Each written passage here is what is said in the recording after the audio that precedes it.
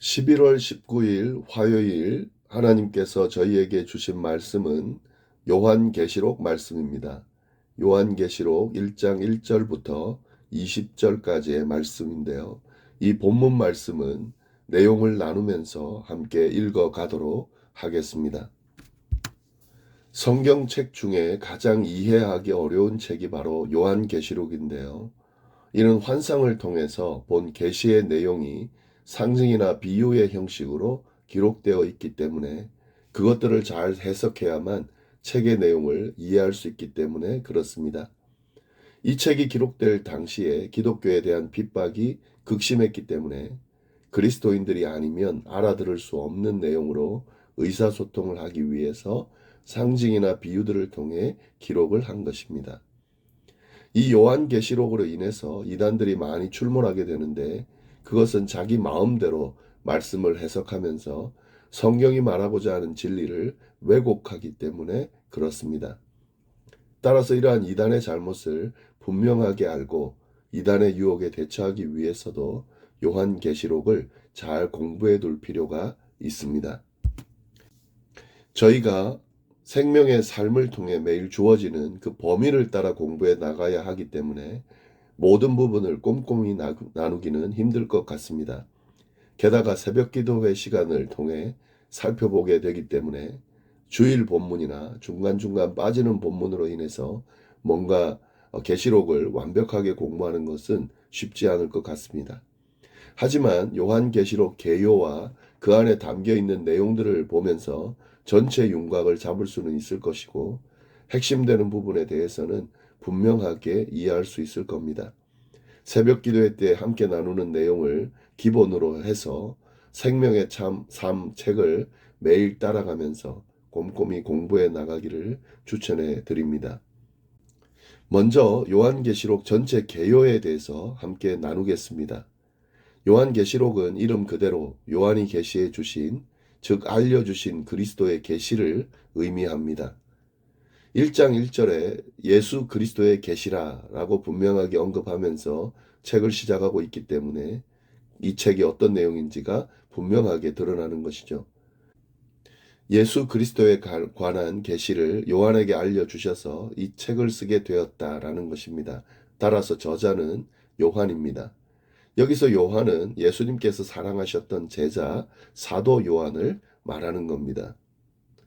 이 요한계시록이 쓰여진 연대에는 이 초기 교부들의 증언이나 또 요한계시록 2장 3장에 나오는 교회들 그리고 도시들의 상황을 유추해 보면은 대략 주후 95년에서 96년경으로 추정할 수 있습니다. 이는 요한이 인생 말년의 계시를 듣고 썼다라는 사실을 우리가 알 수 있게 되는데요. 기록 장소는 밤모라 하는 섬입니다. 밤모섬입니다. 요한이 아예 그에 대해서 언급하고 있는데 1장 9절에서 11절까지를 보면 요한이 아예 자신이 밤모라는 섬에 있다가 계시를 받았다라고 기록하고 있습니다. 요한이 예수 그리스도의 복음을 전하다가 그로 인해서 본토에서 추방당하게 되고 에게해에 있는 외딴 섬 밤모에 유배되게 되는데요. 그곳에서 지내다가 인생 말년에 환상을 통해 계시를 받아서 쓴 것이 바로 요한계시록입니다. 기록 목적은 아시아에 있는 7교회에 보낸 것인데요. 당시 거짓 가르침이나 박해, 우상숭배, 음행, 물질주의, 혼합주의, 자기만족 등으로 인해서 위기에 처해 있던 그 교회들을 향해서 다가올 하나님의 심판과 구원에 대한 소식을 알리고 믿음을 바로 세우기 위해서 이런 목적으로 편지를 보낸 겁니다. 요한계시록은 신학적으로 묵시문학에 들어가는데요. 묵시문학이라는 것은 환상이나 상징을 통해 감춰진 하나님의 뜻을 설명하고 미래에 대한 소망을 주는 것인데요. 종말의 때를 살아가는 성도들에게 하나님께서 이루시는 구원의 역사의 최후 승리에 대해서 알려주는 것이 바로 묵시문학입니다. 이런 묵시문학의 특징이 요한계시록에 많이 담겨져 있습니다. 요한계시록 전체를 보면 내용 면에서 크게 7부분으로 나눌 수가 있습니다. 첫 번째 1장 1절부터 8절까지는 이 계시록의 표제가 뭔지 그리고 인사가 나옵니다. 그리고 1장 9절부터 20절까지는 그리스도의 환상과 명령이 무엇인지를 이야기하고 있고요. 그리고 2장 3장으로 넘어가면 일곱 교회에 보내는 편지가 나옵니다. 그리고 네 번째 4장부터 16장까지는 하늘에서 벌어지는 그 법정과 심판에 대한 예언의 내용이 나오고, 다섯 번째 17장부터 20장까지는 바벨론에 멸망할 것이라는 것과 재림에 대한 예언이 나옵니다. 여섯 번째는 21장부터 22장 5절까지인데 새 하늘과 새 땅, 그리고 새 예루살렘에 대한 그런 예언의 내용이 나오고요. 마지막으로 22장 6절부터 21절까지는 맺은 말로 되어져 있습니다.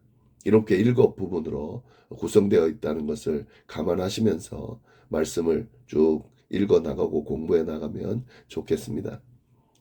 자, 본문 말씀을 보시면서 함께 나누겠습니다. 어제 월요일 본문까지 해서 1장 1절부터 20절까지 1장 전체를 보도록 하겠습니다.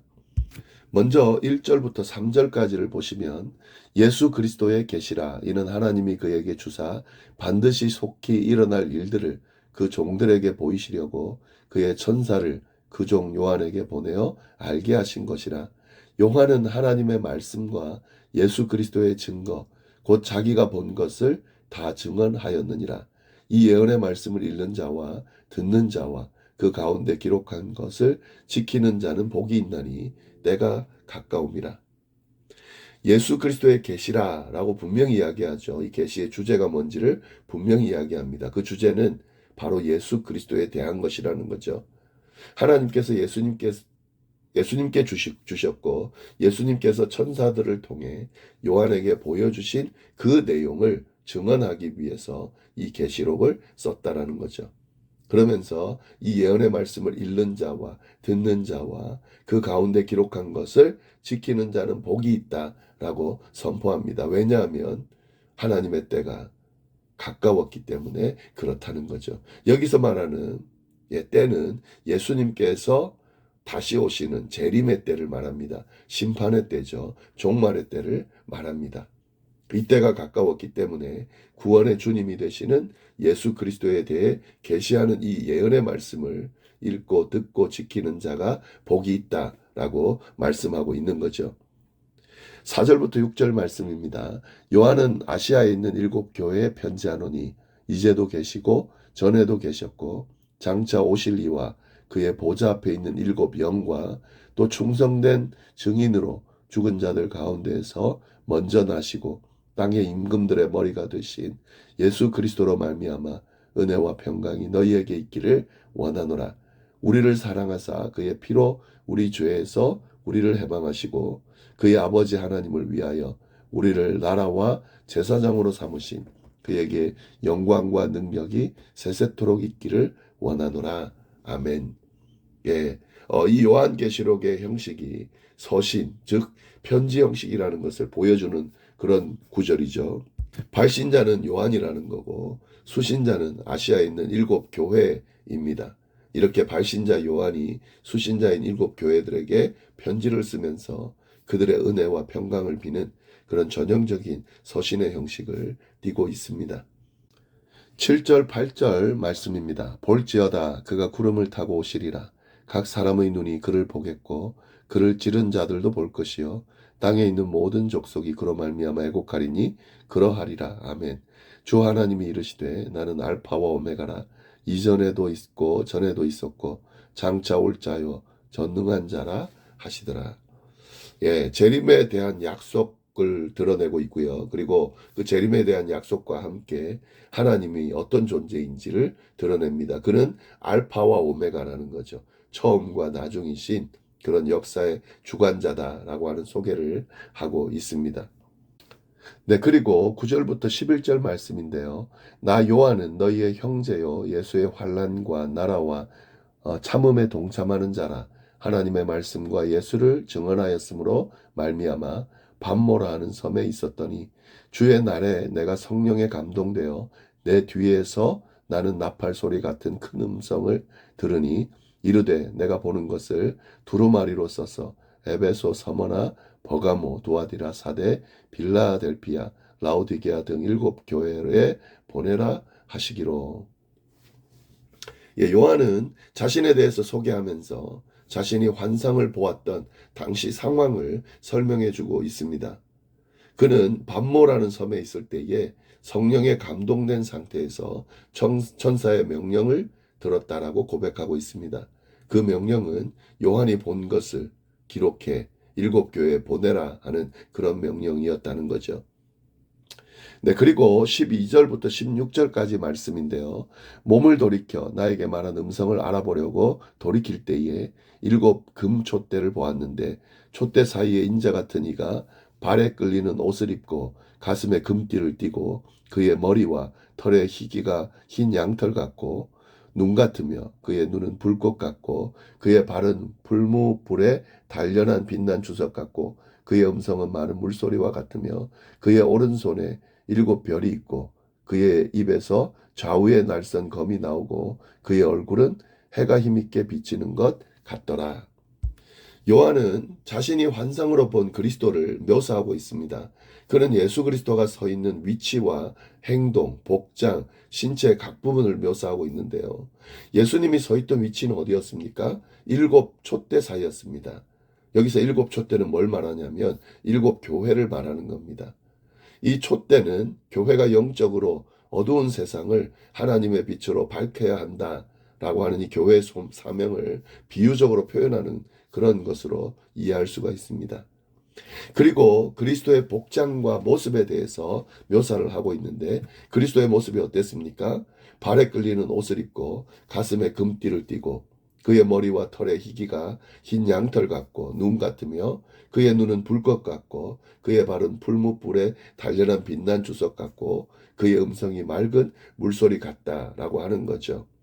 예, 이 예수님의 모습을 이렇게 묘사해 놨는데, 예, 그냥 인간의 말로 설명할 수가 없는 그런 모습이었겠죠. 그래서 지금 인간의 말로 표현할 수 있는 가장 극치의 모습으로 지금 그리스도를 묘사하고 있습니다. 그런 형태와 복장의 예수님께서 그 오른손에 7별을 들고 서 있다는 거죠. 7별도 7촛대와 마찬가지로 7교회에 대해서 묘사하는데 특별히 7교회를 대표하는 사자들을 의미하는 그런 내용입니다. 따라서 이런 모습 뭐냐면 예수님께서 박해를 겪고 있는 7교회와 그 교회를 대표하는 사자들을 붙들고 계시면서 그들의 삶을 돌보고 다스리신다 하는 그런 의미가 이 안에 들어가 있는 겁니다. 네, 17절 상반절을 보시면 내가 볼 때에 그의 발 앞에 엎드려 죽은 자 같이 되었다. 예, 환상을 보고 그 환상 가운데 나타난 예수님의 그 모습을 보고 요한이 어떻게 반응했는지를 설명하고 있는 건데요. 요한은 그 환상을 보면서 예수님의 발 앞에 엎드려서 마치 죽은 자 같이 되었다는 거죠. 네, 이건 당연한 반응입니다.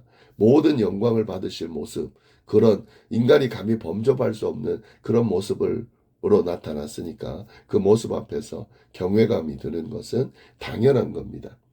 그때 예수님께서 그의 오른손을 요한에게 얹으면서 말씀하셨다는 거죠. 그 내용이 17절 하반절부터 20절까지 쭉 나옵니다. 네, 그 말씀 보시면 그가 오른손을 내게 얹고 이르시되 두려워하지 말라. 나는 처음이요 마지막이니 곧 살아있는 자라. 내가 전에 죽었었노라.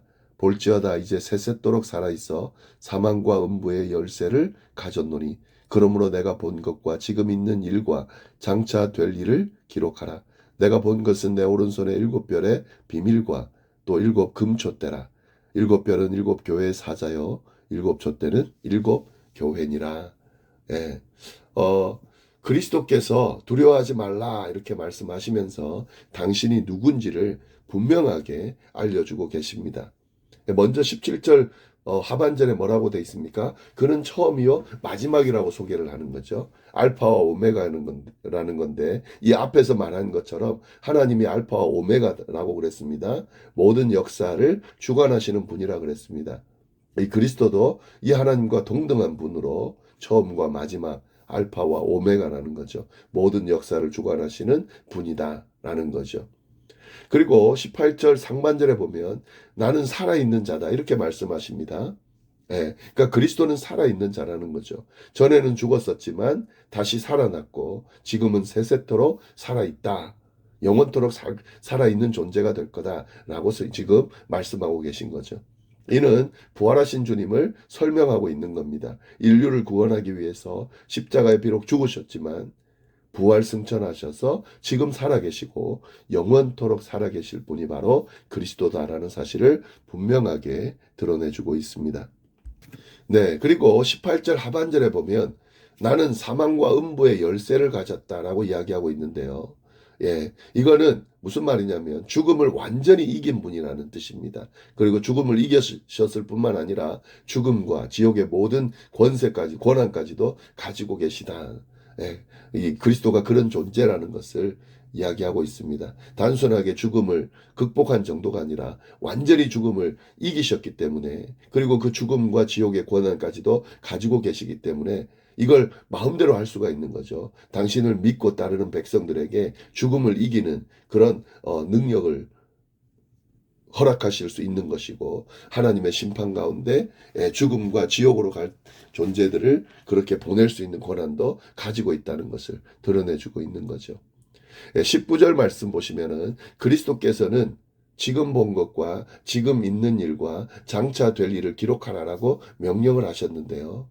이것은 11절에도 그랬죠. 11절에 나오는 내용의 반복입니다. 그러나 좀 더 확장된 내용으로 그렇게 보시면 되겠습니다.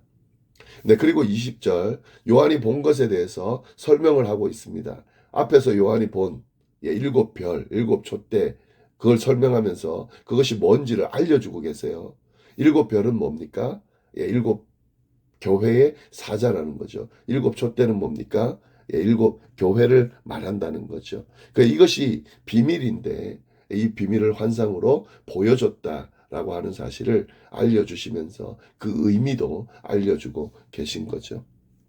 네, 이렇게 요한계시록의 내용이 이렇게 전체적인 개요와 또 초반에 이것이 어떻게 쓰여지게 됐는지를 쭉 설명하면서 그렇게 계시록이 이어지고 있습니다.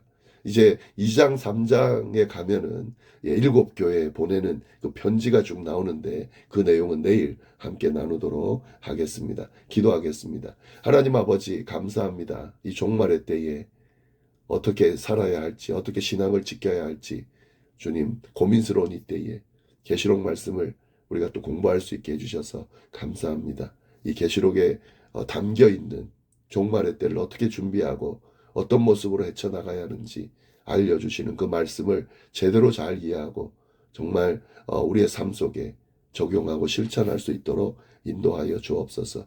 하나님 어려운 말씀입니다. 성령께서 함께 해주셔서 이 말씀을 잘 풀어 이해할 수 있도록 주여 그렇게 인도하여 주옵소서. 감사하며 예수님의 이름으로 기도드립니다. 아멘.